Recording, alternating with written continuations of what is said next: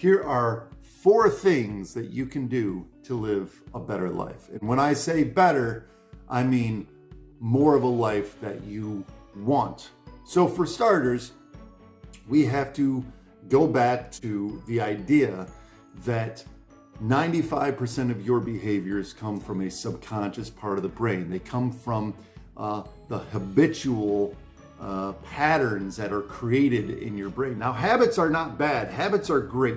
The point of a habit is so that you don't have to relearn every single time you do something. When you stand up and walk out of a room, you don't have to relearn how to walk. You don't have to relearn that balancing act. You don't have to relearn how to write your name, the alphabet, or to drive a car, ride a bike, fill in the blank, or whatever you do. These are part of that 95%. It's a shortcut that your brain has created so that you don't have to relearn it. It's really a good thing, but it becomes bad when these behaviors are not only not serving you, but they might be regressing in the opposite direction. They might be detrimental to what you are doing. So the first thing that you have to do is implement something called mindfulness or observation, which is very similar, right? If you implement mindfulness, or you start observing the things that you're like, man, this isn't serving me well, or here's a good thing. Why do I keep doing this? Whatever this is. Why do I keep letting people walk all over me? Why do I not stand up for myself, right? Why do I keep falling into these bad relationships? Why do I keep, falling back into these, addictions or whatever it is? When you're asking why, start observing. That's where you want to start. Mindfulness. Identify what you're thinking and what you're feeling as you're going into these situations. And I highly recommend journaling.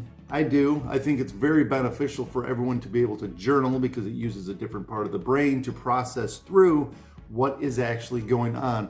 Now, I stopped recommending journaling to my clients because I would say 99% of them do not journal, even though I assign it as homework, but I'm not an authority figure. I'm not a teacher. It's not like they're getting graded. And so they don't do it. It's like, oh, I forgot to do it. All right, so I'm not going to, but it is beneficial.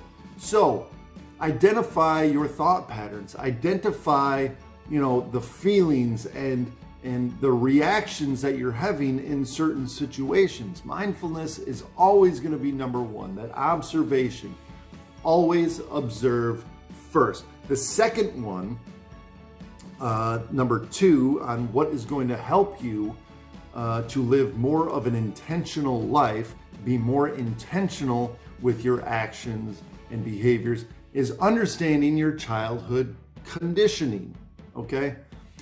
Your identity, your personality, your beliefs, your thought patterns, your communication patterns, the way you deal with relationships and finances and conflict, all this stuff, the majority of it comes from your childhood. It comes from when you were young, and the introduction, like your first introduction to what a relationship looks like, are your parents, right? And the majority, well, I can't say the majority, 51% of people are divorced, right? They just are. Now that number has gone down to 42%, but that's also because people stopped getting married. That's a whole nother topic about the industry of marriage and what's going on there. But let's say the statistic still holds true that people are still splitting up. Okay, maybe it's not divorce, maybe it's not legal, but they are still splitting up. And so now, that's your introduction. And so people who are come from a divorced family are more likely to get divorced. People who come from a family that smokes are more likely to be smokers. People who, right? Because what they see is normalized and familiar to them, and so they're more likely to do it. So understanding your childhood, understanding where you come from, and the way that your parents dealt with things, and the way that your parents dealt with the family, and the atmosphere within the family, you're gonna carry that with you into your relationship, into your adulthood, into your life. And when you start identifying and looking at, like, why do I keep doing this? Why can't I do what I want to do? A lot of it will probably come back to your childhood conditioning, right? Back to in what I like to call subconscious programming. I did not coin that term, but what that means is the subconscious part of your brain is developing within the first 6 to 8 years of your life, and you are technically in a hypnotic state. So because you're in that theta brainwave state, and which is the same state they use with hypnosis. So you're absorbing everything that's going on around you. The logical part of the brain doesn't develop until about 25 years old, or fully develop until about 25. It really starts taking off around the age of 13, 14. That's why teenagers, that's why they're so difficult, because they start having their own logical thoughts, if you want to call it logic. But so at a young age, you're absorbing all this, and it's programming the subconscious, which is part of that 95%. And so your behaviors, right, are coming from this 95% of the subconscious. And it's like having a GPS constantly telling you what to do all the time. Turn here, turn there, turn here, turn there. But the driver is going, wait, I'm not trying to go to Kroger. I'm trying to go to, wherever you're trying to go, to the movie theater or whatever. But the subconscious keeps telling you what to do. And the majority of the time, you will go back to listening to the subconscious because it's habitual. And habits it's easier to follow old habits than it is to create new habits. It's easier to just follow the old train track than it is to build a whole new train track. So the first thing is being mindful, and through that mindfulness, right, through identifying what's going on, you're going to hopefully identify parts of your childhood that it's like, oh my gosh, my mom used to say this to me all the time, and I carried that with me into adulthood, and I realized that worked for her, but that didn't work for me. And here I am, following these bad philosophies or toxic behaviors that are not serving me well, but I can't break out of the habit, or I'm struggling to break out of the habit. And so the second one is identifying your childhood conditioning or your subconscious programming, right? So this will lead you to your next point, or my next point, but the next tip that it's going to help you: set some goals, okay? Once you are able to identify through mindfulness and through identifying childhood conditioning, once you identify what it is you want to change, you reverse engineer that. In order for me to get here, it's like, these are the steps that I have to take. And so an easy way to look at that is, let's say, and I know I've struggled with people pleasing my whole life, and I'm getting better, way better than I used to be. I almost couldn't even say no to people. I would always double book myself and all this stuff. But through a lot of my own recovery, through my own journey, through these steps that I'm giving, I was able to now say, no, I'm not as much of a doormat, so to speak. And I'm not exactly where I want to be, but I'm not even close to where I was. So I'm doing a lot better. So let's take people pleasing. You say, in order to not be a people pleaser, let's just say 3 things. What are 3 things you have to do? Well, the first one is always identifying, right? Identify when you are stepping outside of your frame. Identify when you are crossing your boundaries to go into their boundaries, and say, it's okay if, I'll do this for you. I'll put myself last. So identify when you're doing that. The second thing is identify, okay, what is the outcome that I do want to have, right? How do I want to handle this?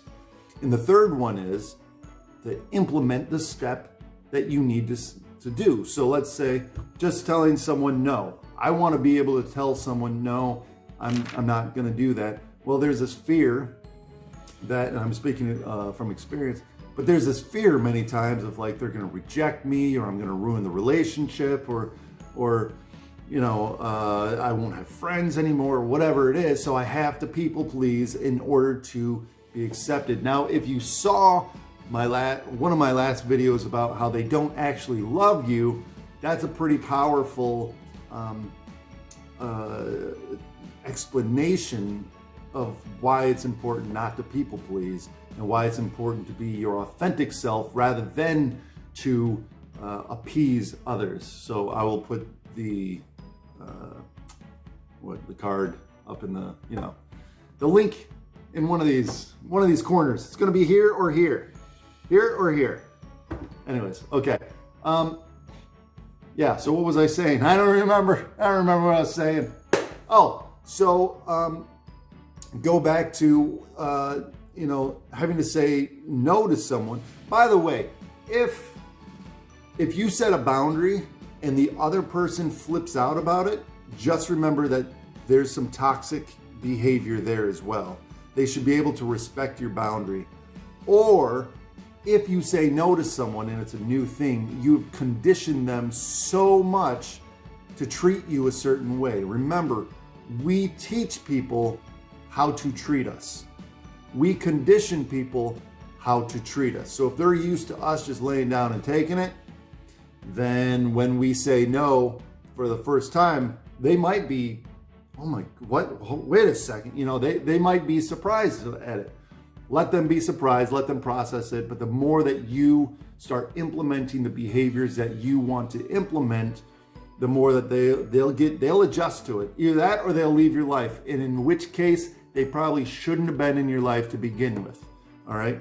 Being your authentic self, being open and honest and respectful is going to cut people out of your life that shouldn't be there and allow other people into your life that should be there. So, number 1, mindfulness, identifying. Number 2, understanding your childhood trauma, your childhood conditioning, understanding all this stuff and how it is playing a role in your beliefs and your thoughts and your feelings today as an adult. And number 3, setting a goal on what you do want to change. The last thing, I said 4, the last thing, working on it daily. On a daily basis, you should be sitting down and looking at yourself daily. The difference between discipline and motivation. Motivation is a feeling. You're not always going to feel like doing it. If you wait till you feel like doing something, good freaking luck. You could be waiting forever. You could be waiting your whole life. You may never feel like doing it. Discipline is taking the feelings out of it and doing it because you know what the result is going to be, because you know it's beneficial. It's saying, I don't feel like getting on the treadmill today, but I'm trying to lose weight. I don't feel like self-reflecting today, but I'm trying to understand myself. I don't feel like picking up a book, but I'm trying to learn more. I don't feel like doing my homework, but I'm trying not to fail, right? And sometimes, actually many times, because we don't see our own blind spots, because we are only seeing life from our level of understanding, many times it's good to get a therapist. It's good to get a coach. It's good to talk to a friend or a spouse or to a pastor, something like that, just to get outside of yourself and get a reflection from someone else to say, well, I see that you're doing this, or I've noticed this about you that you might not notice about yourself. So with that being said, if you have any questions or comments, please leave them in the comment section below. Where else would you leave them? Please hit that like button, get that algorithm going, share this video with anyone that you think might benefit from hearing this type of information. Until next time, my friends. Until next time.